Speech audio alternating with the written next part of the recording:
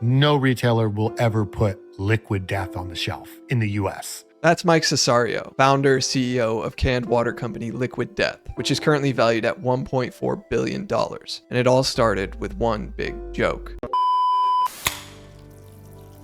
For years, a bunch of marketing fuckboys have tricked you into thinking that water is just some girly drink for yoga moms. Just look at all the cute brand names and dainty little bottles. Water isn't cute. Water is deadly. It kills innocent surfers and snowboarders and kayakers. Every year, water is responsible for thousands and thousands of deaths. Energy drinks only kill like, what, 1 or 2 kids? When most people first hear about a beverage company called Liquid Death, they think, wait, that's a real thing? And then they think, oh, that's an alcoholic beverage. But no. This is canned water with an insane touch of marketing. Mike thought, what if you could actually make water cool? And to quote Mike, he said, a brand transcends functional benefits. If your brand is just functional benefits, then you don't have a brand. And I love this quote because it really speaks to how some of the most innovative companies think and operate today. Now, before we get into the crazy marketing strategies that have helped make Liquid Death become so successful, we need to go back some time to understand how this company got started. Prior to starting this company, Mike Cesario worked for a marketing agency in Nashville, Tennessee. They helped create advertising for Netflix, Apple, and several other notable brands. One of the companies was Organic Valley, who had traditionally been a milk company, but wanted to branch out into selling protein shakes. Mike realized that this company needed to start advertising to a different market, as they had only been advertising to moms concerned with organic milk, a rather niche market. So he helped create an advertising campaign selling to gym bros and tailoring their advertising to people who wanted to get jacked. Mike understood that in order to garner more attention, he needed to go against the grain of what was normally promoted to customers. But Mike was constantly in meetings with these big companies trying to convince them of doing something different and bold with their marketing strategy, but rarely would they ever listen. Most corporations want to toe the line and be incredibly safe, or in Mike's eyes, boring. This lesson in marketing would become a staple for what was to come with Liquid Death.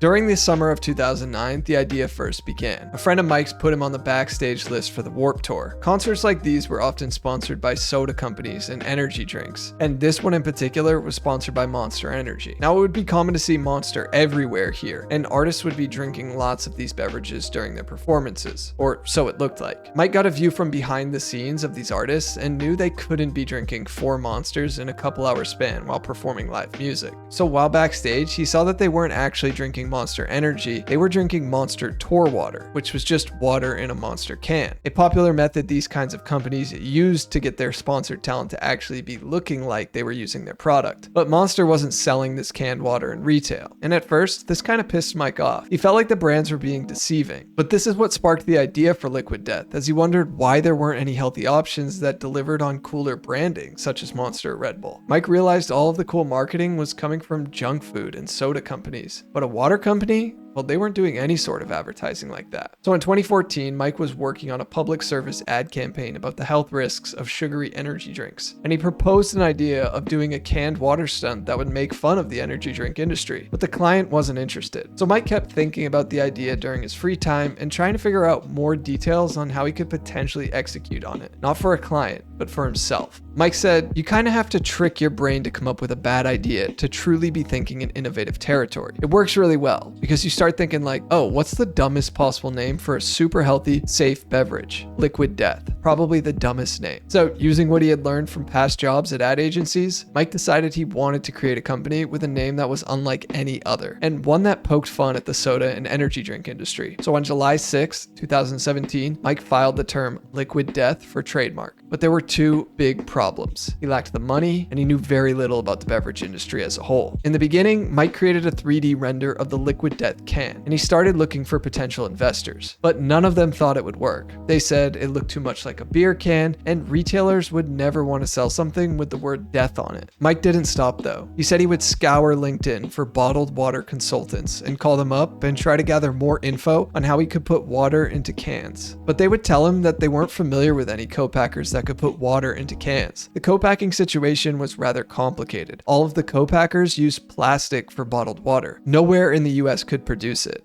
At least not at an affordable cost. But he did find someone over in Austria that said they could do it. So Mike flew out to meet with them, and things started to actually progress. Simultaneously, during all of this, Mike had created a Facebook page for Liquid Death and spent a few $1,000s of his own money to create an ad for the product, which at the time he had none of because Liquid Death still didn't actually exist. Nonetheless, the ad became a huge hit, and only 4 months later, the video had 3 million views and the Facebook page had almost 80,000 followers, which was more than Aquafina's Facebook page at the time. Today, the ad has over 5 million views on YouTube, and the comment section is filled with positive comments. Not your average response to an ad. But the ad was actually funny. They swore in it, they played right into the stigma that bottled water had, and they made it so outlandish that it had a shock value to it. Like, you actually thought, wait a minute, is this real? But more on the marketing tactics in a bit. Ideas are worth $0. Everybody in the world has a great idea, but it's the people that can execute it the best that create the value. So now that Mike had a supplier and a lot of traction with the Facebook page, he felt like he could move into finding some investors for the company. The first round of funding was from friends and family. Many of these people threw in anywhere from 5, 10 to 20 grand. And this allowed Mike $150,000 to get a minimum run of product and launch directly to consumers online. The first sales were 12 packs of 500 milliliter cans for $20. And in the first month, Liquid Death sold $100,000 worth of product while only spending $2,500 on marketing. Of course, $20 was and is a lot for a 12 pack of canned water, but they were spending a lot on shipping since they were getting it all the way from Austria, and then again on shipping when it came to selling it to consumers online. So they had to charge a premium at first in order to make their money back and etch out a small profit. They first launched on their Liquid Death website and then got it onto Amazon. And they knew this method was good enough to get started, but that it wasn't going to be sustainable for the long term. Most people don't go online to buy beverages. They buy them in person at retail stores, particularly when they're thirsty. A lot of purchases are an impulse buy, but the problem of getting into retail was going to be a huge hurdle for them to face. It wasn't just the controversial name of Liquid Death. Retail is a cutthroat game.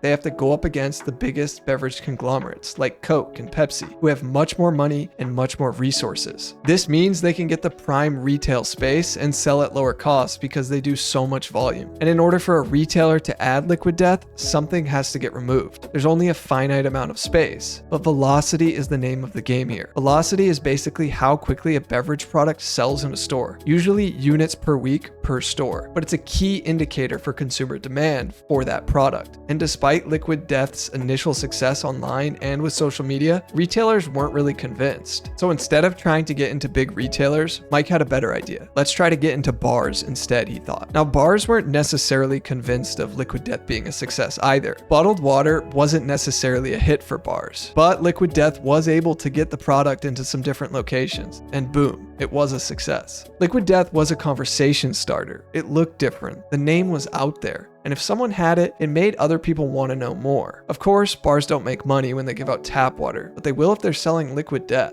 There's also an aspect to this that's sort of undervalued that makes drinking a non-alcoholic beverage in a setting like that kind of cool. So the company was beginning to take off, and Mike was continuing his attempts to get the product into retailers. In the spring of 2020, in fact, the exact same week the pandemic hit the US, Whole Foods gave Liquid Death a full national launch. They said they loved their slogan, "Death to Plastic," because aluminum cans are infinitely recyclable, and Whole Foods loves sustainability. Now, I have to mention that the full national treatment from Whole Foods was a huge deal because this meant that Liquid Death was going to be in every location in the US. And this is not typically how big retailers do things. What they'll usually do is test a product in a specific store or section of the country first. They'll basically do a trial run, see how it performs, and then from there, depending on how it does, the product might get into some more locations. So not only did this help with Liquid Death's sales, it also gave them some validation for getting into other retailers. They could also sell their product at a much lower cost. In the fall of 2020, they were able to get into the Southern California territory of 7-Eleven, and the product did well, resulting in a full national launch in 7-Eleven during the winter of 2021. In the first year, when they were exclusively on the internet, Liquid Death only did $2.8 million in revenue. Now, I say only with the context of in 2023, Liquid Death did $263 million in revenue, and this was up 100% from 2022 when they did $110 million in revenue. Liquid Death's marketing philosophy is based 100% on entertainment. They take edgy approaches to promoting their brand, and they're rather unapologetic in doing so. Mike's quoted saying, "We don't want to make marketing, we want to make people laugh." This serves as a stark contrast among their peers. Some examples are them using Tony Hawk's blood to create limited edition skateboard graphics, having an adult film star promote the drink while explaining the dangers of plastic bottles, and having Steve-O get a Liquid Death neck tattoo. I mean, I could go on, and some of the stuff I might get flagged by YouTube for if I was to show it or fully describe it, which is hilarious and bizarre all in the same breath because it's literally an ad. But nonetheless, they have taken a very unorthodox approach, and it's clearly working. One of my favorite ways they've applied this is their most recent ad, where they are giving away an actual jet. If you ever saw the Netflix documentary Pepsi, Where's My Jet? Then you'll get a kick out of this. And if you didn't see it, well, basically in the 90s, Pepsi did a similar giveaway, except when the person actually won, Pepsi was like, oops, we're just kidding. So the guy took him to court and sued, but he lost. So Liquid Death is clearly making fun of their competitor Pepsi by doing this, and also, of course, doing something brazen at the same time. The winner is also receiving a year-long supply of Liquid Death. In 2022, Liquid Death continued to expand its beverage offerings into other categories under the Liquid Death name. It started with flavored sparkling water, which has agave in it, so it's more of a healthy alternative to soda. And then they got into different kinds of iced teas, and most recently, they released Death Dust, which is an electrolyte drink mix. Even their drink names are hilarious, like Mango Chainsaw or Rest in Peach. But the craziest one of all was their Armless Palmer name,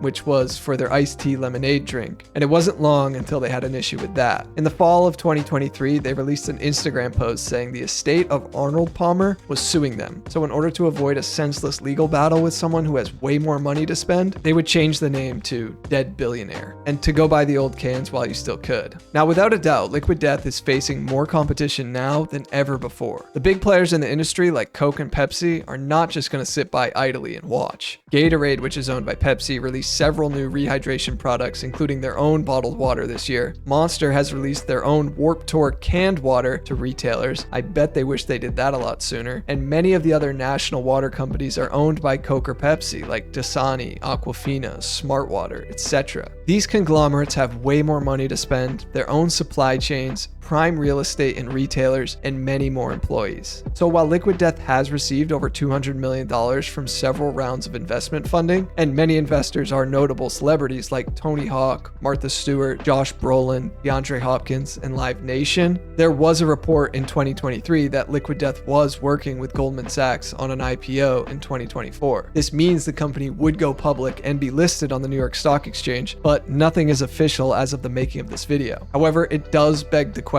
how long can the joke last? As of March 2024, the company is still not profitable, which isn't necessarily a huge shortcoming for them, as they're still in their early years, focused on growth and expansion. But to me, the greater question is, if they do sell out to go public, what parts of the company remain intact and what parts fall away into history? Bold and edgy advertisements are bound to rub some people the wrong way, and when you start having to answer to shareholders on Wall Street, your priorities certainly will shift. So while Liquid Death is definitely disrupting the industry, it remains to be seen for how long. Now, if you enjoyed this video, please consider subscribing to the channel. And if you're interested in the real reason why Red Lobster went bankrupt, I broke it down in this video here. Thanks so much for watching. Peace.